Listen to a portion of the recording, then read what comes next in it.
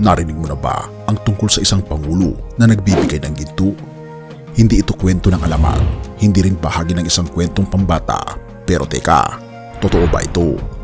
Sa bawat kanto, sa bawat sulok ng bayan, bulong-bulungan ang isang kwento. Hindi mo alam kung saan nagsimula o kung sino ang unang nagkwento. Pero sa bawat salita ay may dalang pag-asa.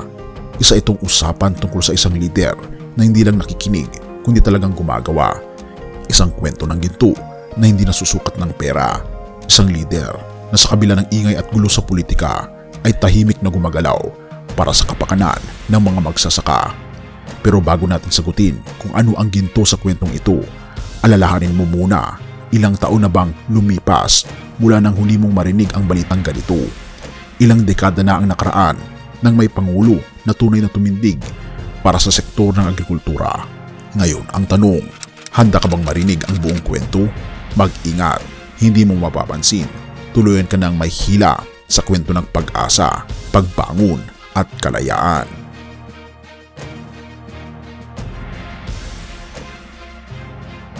Sa Bacolor, Pampanga, sa isang araw na may tuturing na ordinaryo para sa iba, dumating ang Pangulong Ferdinand Bongbong Marcos Jr.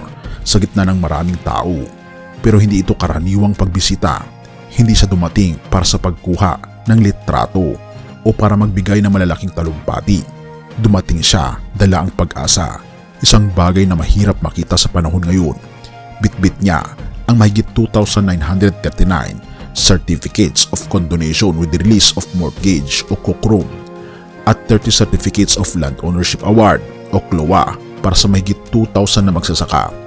Hindi lang ito simpleng mga papel na pinirmahan. Ito ang susi sa kalayaan ng libu-libong Pilipino mula sa pagkakabaon sa utang.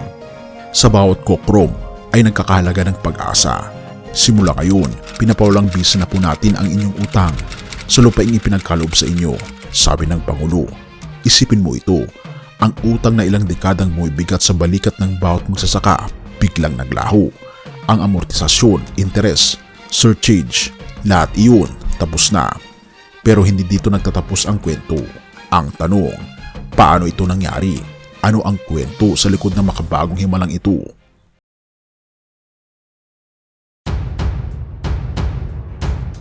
Baka narinig mo na ang batas na ito, Republika ng Batas 11593 o mas kilala bilang New Agrarian Emancipation Act. Isipin mo, anong batas ang nagbibigay ng kalayaan sa utang para sa mga magsasaka? Walang ibang batas na tulad nito. Sa ilalim ng batas na ito, pinapalaya ang mga magsasaka mula sa kanilang mga utang, mula sa principal loan, hindi na bayarang amortisasyon hanggang sa interes. Hindi lang ito isang usaping legal, kundi isang makatao. Ang kabuuang halaga, 206.38 milyong piso. Oo, tama ang nabasa mo. Mahigit 200 milyong piso ang napawi sa balikat ng mga magsasaka. At hindi lang ito nangyari sa Pampanga. Sa Negros Oriental, mahigit 1,304 na magsasaka ang tumanggap ng kanilang mga COCROMs at mga titulo ng lupa sa kabuuan mula Hulyo 22 hanggang Nobyembre 2024. Nakapamahagi na ang DARP ng 41,675 COCROMs at 160,516 na CLOAs.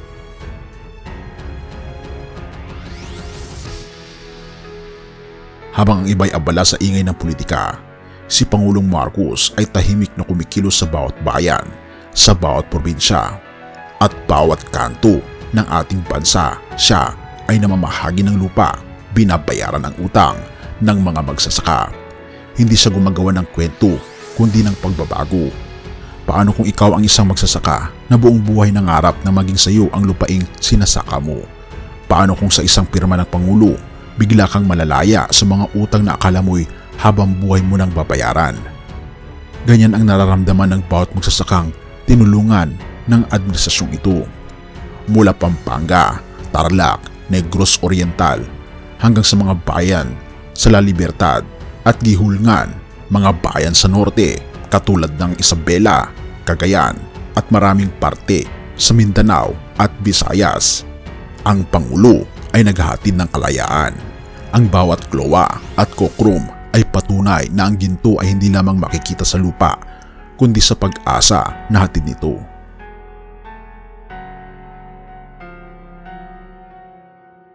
Ginto? Oo, ginto kaibigan. Pero hindi ito literal na kayamanan o literal na ginto. Ang bawat lupang nabigay, ang bawat utang na napawi ay mas mahalaga pa sa anumang kayamanan. Sa ilalim ng batas, ang mga magsasaka ay hindi lamang mga manggagawa ng lupa. Sila ay mga tunay na may-ari.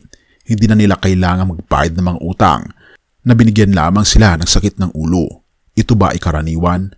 Hindi. Sa isang bansa kung saan ang politika ay puno ng kontrobersya, bihira ang ganitong kwento.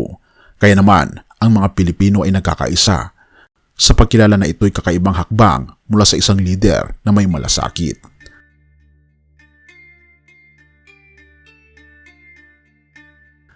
Habang iniabot ng Pangulo ang bawat papel, makikita mo ang luha sa mga mata ng bawat magsasaka, luha ng kalayaan, luha ng pag-asa. Sa bawat ngiti ng mga taong ito, makikita ang pagbabago na dati tila pangarap lamang. Minsan ang isang leader ay sinusukat hindi lamang sa kanyang mga salita, kundi sa kanyang mga gawa. Si Pangulong Ferdinand Marcos Jr. ay nagpakita na ang tunay na liderato ay tungkol sa aksyon, hindi lamang pangako.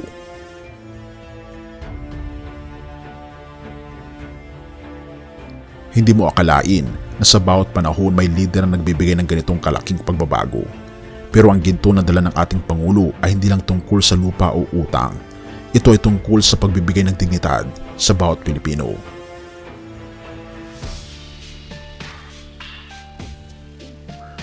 Ngunit bago matapos ang kwentong ito, maglaan tayo ng oras para sa isang mas malalim na pagninilay.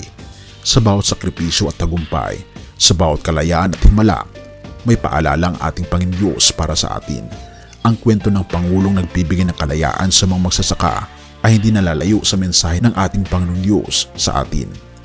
Lucas 4 verse 18. Ang Espiritu ng Panginoon ay sumasa akin, sapagkat hinirang niya ako upang ipangaral ang mabuting balita sa mga dukha. Isinugo niya ako upang ipahayag ang kalayaan sa mga bihag at ang panunumbalik ng paningin ng mga bulag, upang bigyang kalayaan ang mga inaapi. Hindi ba't ang pangakong ito ang eksaktong nararanasan ng ating bayan ngayon? Ang kalayaan mula sa utang, ang pagtanggap ng lupa at ang pag-asa na dala ng isang lider ay tila patunay ng ating Panginoong Diyos na kumikilos sa ating buhay. Ngunit hindi ba't ito rin ang paalala na ang tunay na kalayaan ay nagmumula lamang sa Kanya? At hindi lamang yan, balang araw matatanggap natin ang tunay na ginto, ang gintong syudad, ang langit. At bibigyan tayo ng ating Panginoong Diyos ng sarili-sarili nating mga lupa at bahay na yari sa ginto na Kanyang ipinangako sa John 14 verse 1 to 3.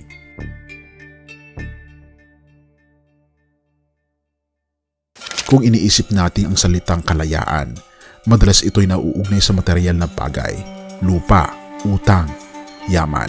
Ngunit ang ating Panginoon Diyos ay nagbibigay sa atin ng mas mataas na uri ng kalayaan. Kalayaan mula sa kasalanan. Ang kwento ng Pangulong Marcos na nagbibigay ng lupa ay maaaring magturo sa atin na ang ating Panginoon Diyos din ay nagbibigay ng higit sa material. Kung kaya niya tayong palayain sa ating mga pagkakautang sa lupa, hindi mas kaya niya tayong palayain mula sa ating mga kasalanan. Ang kalayaan na ito ay makakamtan natin kung tayo magpapakumbaba, magsisisi at lalapit sa Kanya. Ngunit teka, paano kung mas malalim pa ang kwento? Hindi ba't ang bawat biyaya na ating natatanggap mula sa lupa hanggang sa pag-asa ay paanyaya ng ating Panginoon Diyos upang tayo magbago? O baka ito ang kwento ng pagpapalalim sa pananampalataya, isang kwento na tuloy-tuloy na paulit-ulit nating nararanasan sa Kanyang grasya?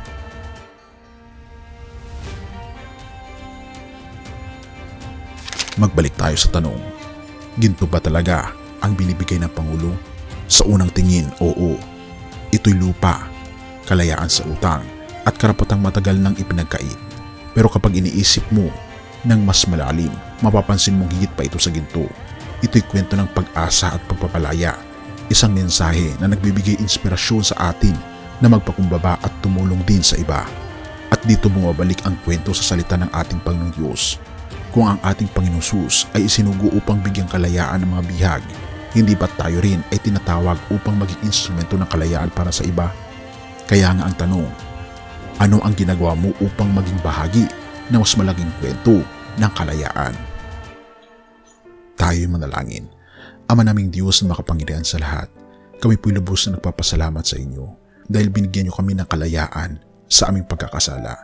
Nakatulad, Panginoon, ng pagbabahagi ng lupa ng aming Pangulo. Kami po, Panginoon, ay pinangako po ninyo na bibigyan kami hindi lang ng lupa, kundi ng buhay na walang hanggan sa langit na bayan. Na totoong ginto, Panginoon, ng aming tahanan na inyo pong ipinangako sa John 14 verse 1-3. Salamat po, Panginoong Diyos, sa inyo pong walang sawang pag-aalaga at pagmamahal sa amin, na hindi niyo po binibilang ang aming mga kasalanan, bagkus kami po, Panginoon, ay inyo pong tunay na minamahal. Tulungan po kami, Panginoon, na magbago, talikuran ang aming mga kasalanan at tanggapin niyo po kami, Panginoon, bilang iyong mga anak. Purihin ka, o aming Panginoong Diyos, at patnubayan po kami at patawarin po kami sa lahat ng aming pagkukulang at pagkakasala, sapagkat ito aming samot hiling sa matamis na pangalan ng aming Panginoong Hesus. Amen.